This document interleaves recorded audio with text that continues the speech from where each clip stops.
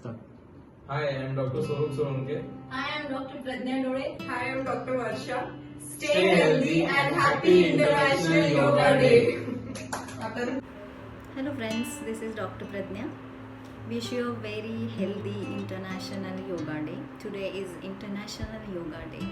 So we are going to see today the basic things of yoga, which are most probably people are knowing about yoga. I know that.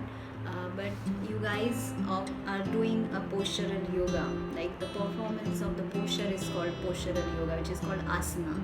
So the important 8 limbs of yoga you need to understand. First, you are doing an asana, which is the third limb of yoga. So what about another 7 limbs of yoga?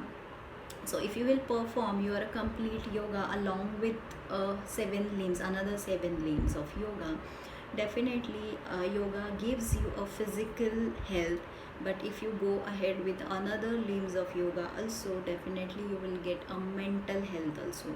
So yoga is the form of giving you a physical as well as a mental health. Another 7 limbs of yoga. First limb of yoga is yama.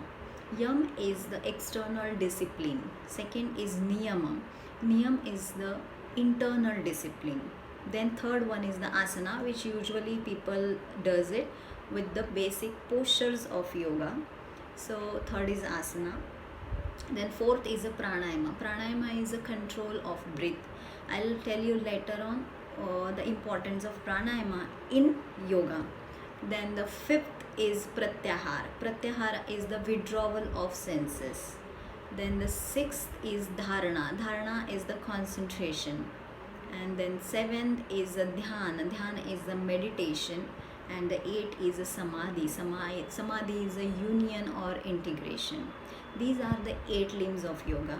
If you will go ahead one by one, it is very difficult till reach of the samadhi. But yes, you can try from the first discipline of the yoga, which is a yam. Second is niyam.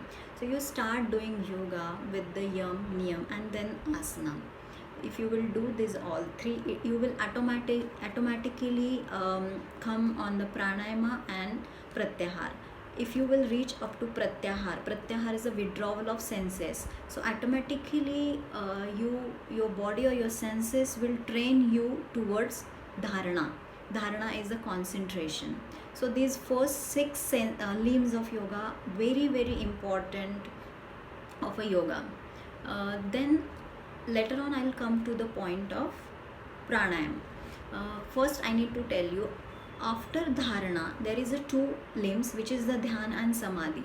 So dhyan and samadhi quite difficult to reach, but yes, you can try. And guys, you need a consistency of doing these all 8 limbs. If you will do consistently, it is my personal experience, you will reach towards dhyan.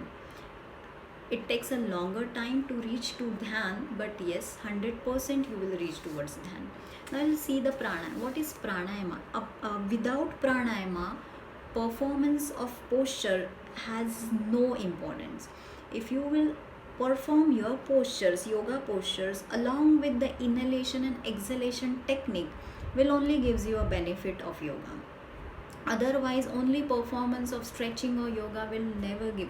It will give you benefit only for stretching of your muscle or gives you muscle strengthening. But if you will go ahead with the pranayama, then it will gives you a mental health also. So it is a combination of 8 limbs. Pranayama is a prana control.